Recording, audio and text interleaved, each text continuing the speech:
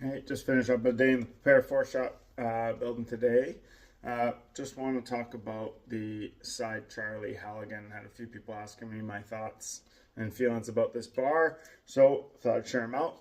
All in all, good Halligan, good bar. Like many of the ones being built out there today, the people that are building them are putting a lot of thought and consideration into the design for sure.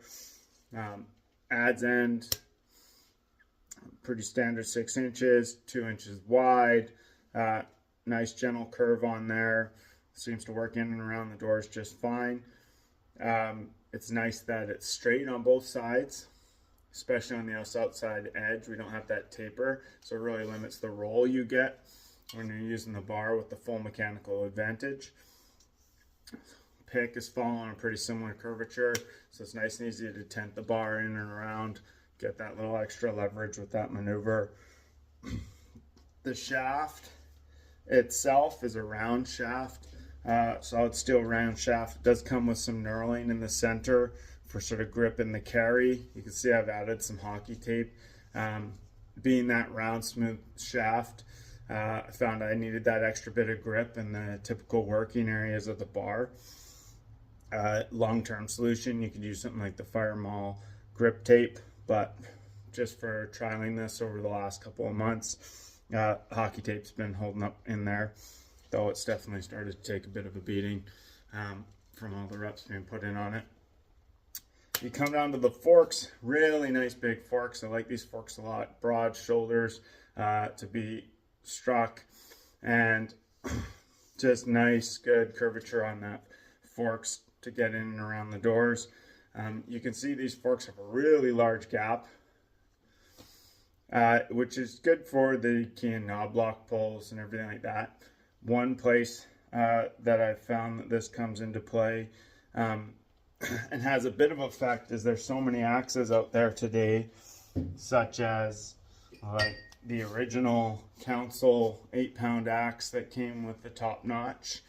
The Leatherhead Ultra axe has that top notch as well, and then both the Fire Mall and the Fire Mauler have that top notch to give us that extended leverage. And the idea is that gives us that extended leverage on the fork ends of the halligan.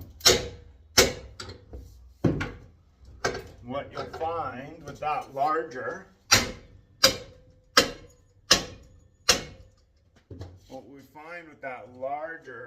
and I'll move this just so you can see a little better.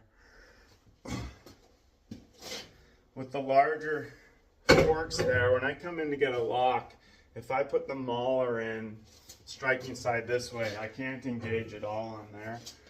The Council axe engages pretty well, though I definitely am grimacing a little bit. It feels like it could pop and release when I've got it that way around. If I come around this way, it holds a bit. It's got a pretty aggressive edge there to hold it. Again, feels a little wobbly. Ultra axe, blade side, it's gonna come right out. I come around there, again holding it. You'll see I'm kind of grimacing a little bit. It is holding it. The best positive grab I can get is if I use the mauler or a maul, but I make sure those shoulders are on the back side. Then I have a real good positive lock that I'm not worried about for that extended leverage.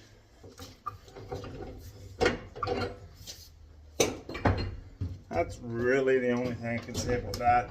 Other differences we see in this tool are the gap and the set lines are not on the edge as we see traditionally. They're put into the bar. I kind of like it on the adz when I'm bringing it in, because you kind of get that sideways view as you're bringing it in around that outward swinging door to get your 1 3/4. It's kind of a good visual. On the forks, you still need to now have a little bit of a look around to see, but easily fixed with a file or a zip disk if you really feel the need to have those on the edge. A good bar all in all. There's my fines. Good striking surfaces on the adze end. Both of them are driving the forks in or the adze. It feels good in your hands in terms of weight and balance of the tool. Like I say, it's a good tool all in all. Those are the things that I've come up with and found playing with it over the last while. So pass that forward and share it all with you that have been asking that question.